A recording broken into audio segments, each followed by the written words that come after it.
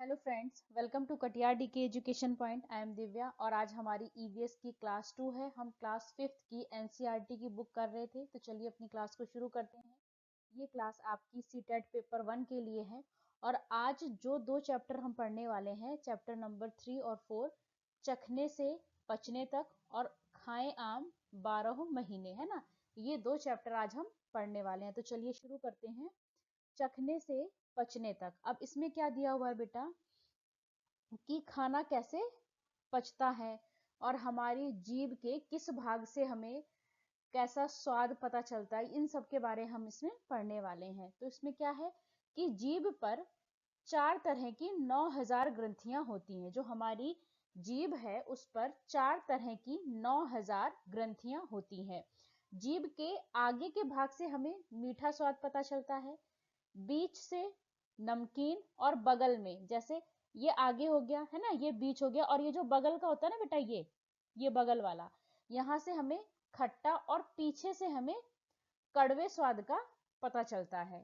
तो जीभ के आगे वाले भाग से हमें मीठा, बीच के भाग से यानी कि यहाँ से हमें नमकीन, और बगल में यानी कि इधर इधर हमें खट्टा, और पीछे से हमें कड़वे स्वाद का पता चलता है। आपके एग्जाम में क्वेश्चन पूछा जाता है इस तरीके से, है ना। तो उसमें आपको मैचिंग करने के लिए पूछा जाता है।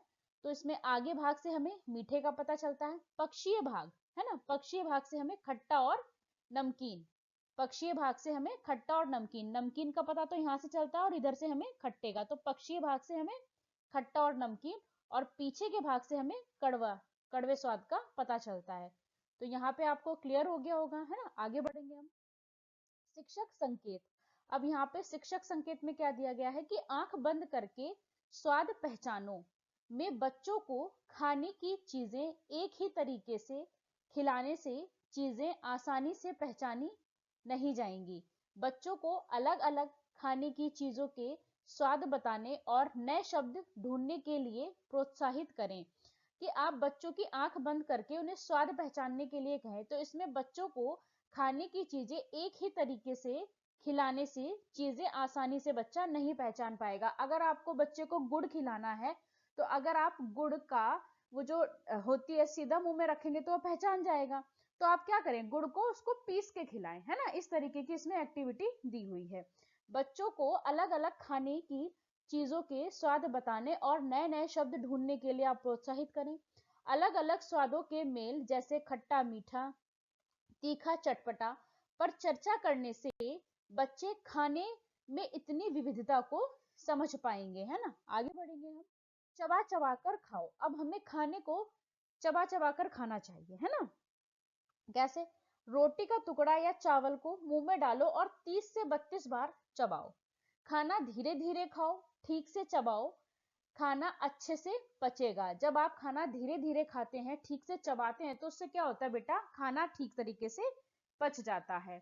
चबाकर खाने से लार से टाइलिन निकलकर स्टार्च को माल्टोज शुगर में बदल देता है, जिससे भोजन हमें मीठा लगने लगता है। तो हमें भोजन को चबा चबा कर खाना चाहिए और कम से कम 30 से 32 बार हमें चबाकर खाना चाहिए। आगे बढ़ेंगे हम। कैसे पता चलता है कि तुम्हें भूख लगी है?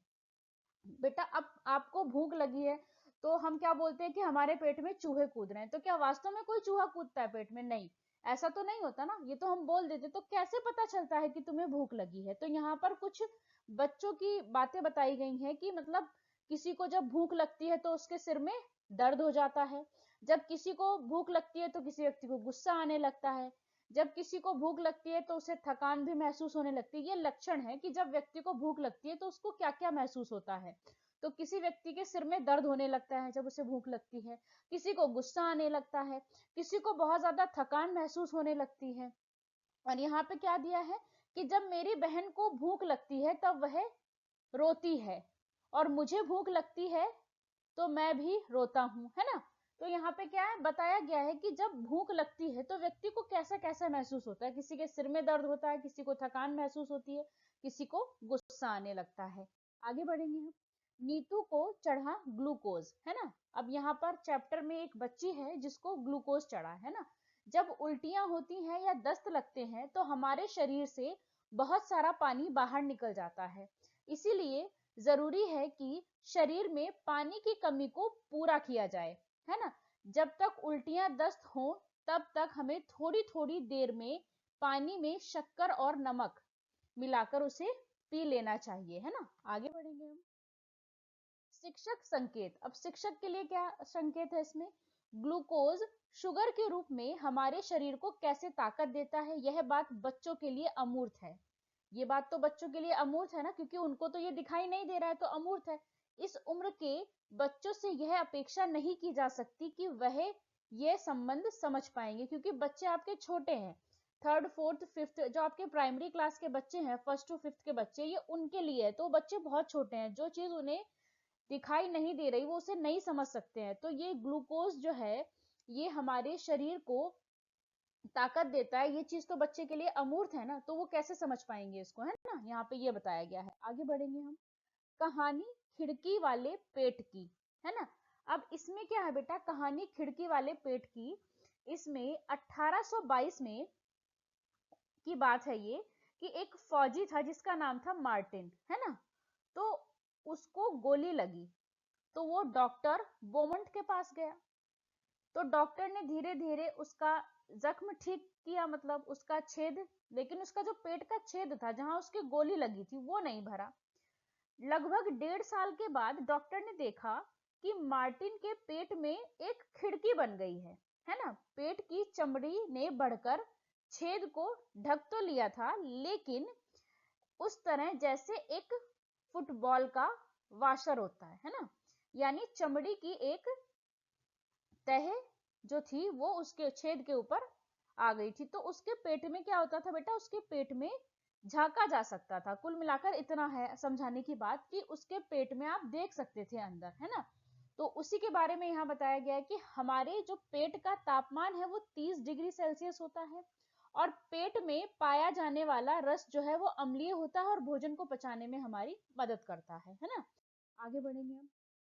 यहाँ पर क्या है, डॉक्टर बोमोंट जो थे जिन्होंने मार्टिन के पेट की खिड़की जो थी वहां से झांका, तो उन्होंने क्या पाया, उन्होंने पाया कि जो खाने की चीजें हैं वो पेट में पचने में कितना समय लेती हैं, और किसी गिलास में अगर आप पाचक रस डालते हैं तो वहां पचने में वो कितना टाइम लेती है ना। तो कच्चा दूध है आपका, है ना, पेट में पचने में इसको 2 घंटे 15 मिनट लगते हैं, लेकिन ग्लास में अगर आप पाचक रस डालेंगे तो 4 घंटे 45 मिनट लगेंगे इसको। उबले हुए दूध को पेट में तो 2 घंटे लगेंगे, लेकिन ग्लास में 4 घंटे 15 मिनट लगेंगे, है ना। ऊपर यहाँ पे कच्चे दूध को 4 घंटे 45 मिनट लग रहे थे, उबले हुए दूध को 4 घंटे 15 मिनट लग रहे हैं। पूरी तरह से उबला अंडा, है ना, इसको पेट में पचने में कितना टाइम लग रहा है, 3 घंटे 30 मिनट, ठीक है। लेकिन ग्लास में आपने जिस ग्लास में पाचक रस डाला उसमें इसको पचने में 8 घंटे लग रहे हैं। कम उबला हुआ अंडा पेट में तो 3 घंटे में पच रहा है, लेकिन उस ग्लास में 6 घंटे 30 मिनट में पच रहा है ना। कच्चा अंडा फेटा हुआ पेट में तो 2 घंटे में पच रहा है, लेकिन ग्लास में 4 घंटे 15 मिनट में पच रहा है। कच्चा अंडा पेट में तो आपका 1.5 घंटे का समय ले रहा है और ग्लास में 4 घंटे का समय ले रहा है ना।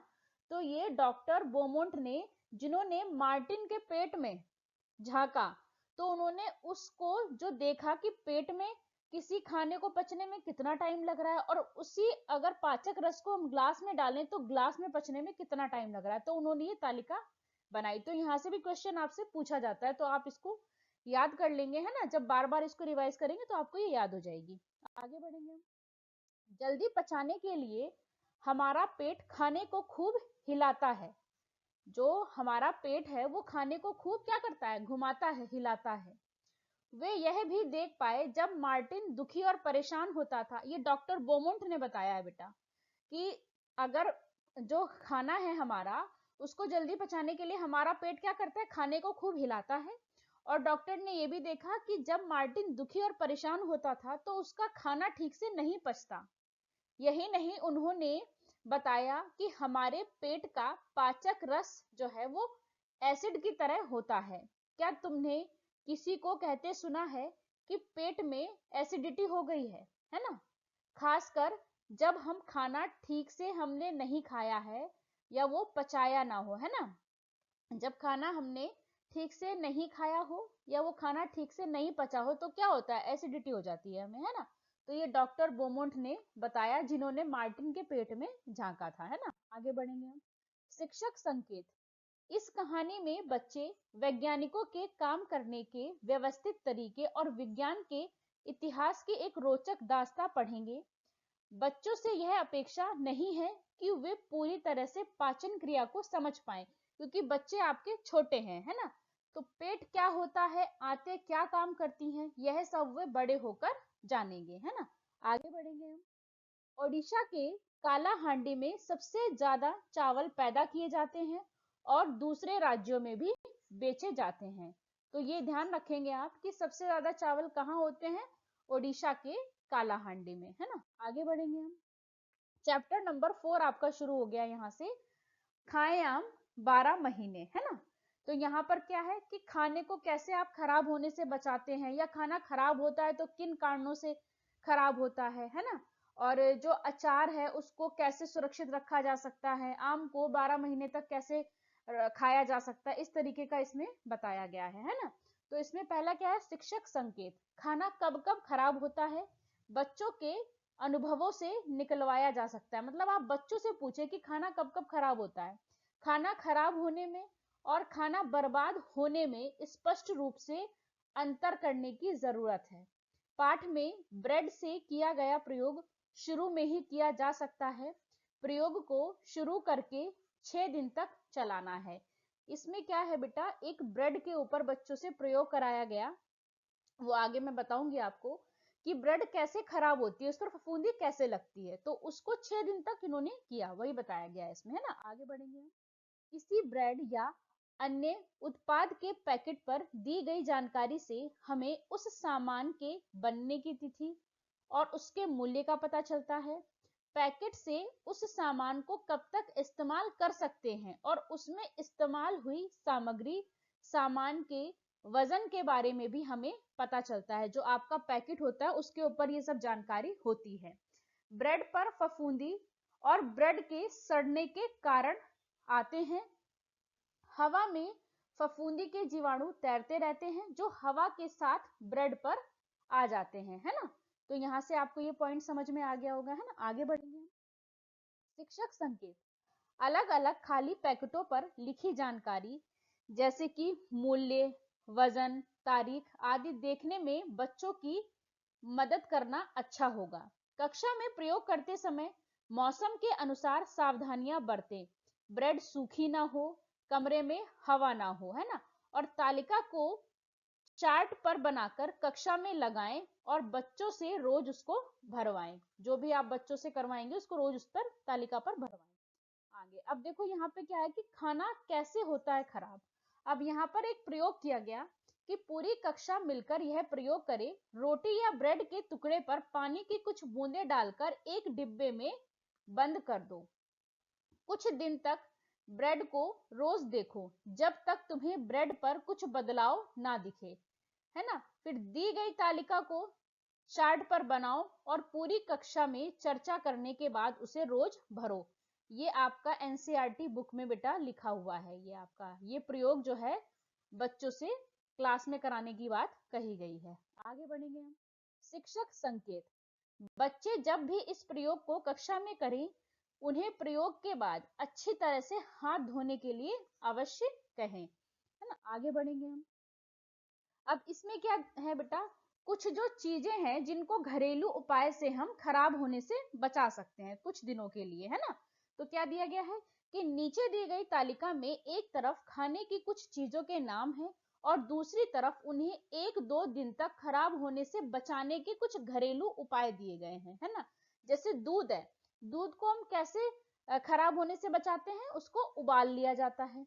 पके हुए चावल, पके हुए चावल को खराब होने से बचाने के लिए हम क्या करते हैं कि एक कटोरे में डालकर पानी के बर्तन में हम उसे रख देते हैं।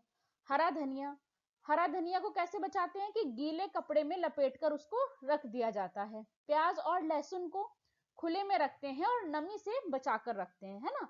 तो यहाँ पर कुछ चीजें दी गई हैं जिनको बचाने के उपाय, यहाँ से क्वेश्चन भी पूछा जाता है आपका ज्यादातर हरे धनिये को लेकर के पूछा जाता है कि हरे धनिये को हम कैसे बचा सकते हैं, तो गीले कपड़े में हम उसको लपेट कर रखते हैं।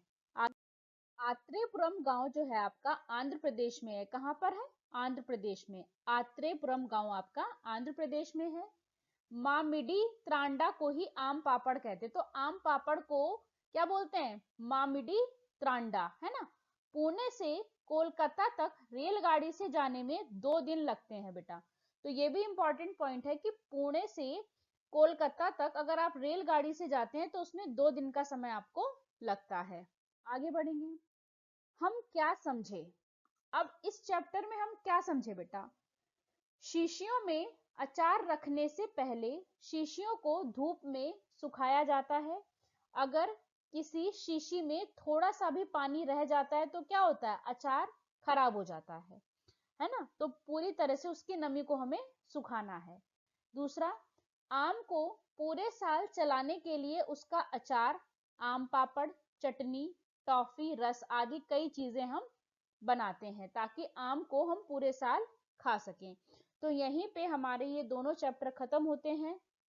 इसमें जो भी इंपॉर्टेंट पॉइंट थे वो हमने समझ लिए। आपको वीडियो अच्छी लगे तो लाइक करें, शेयर करें, चैनल को सब्सक्राइब करें। Thanks for watching this video.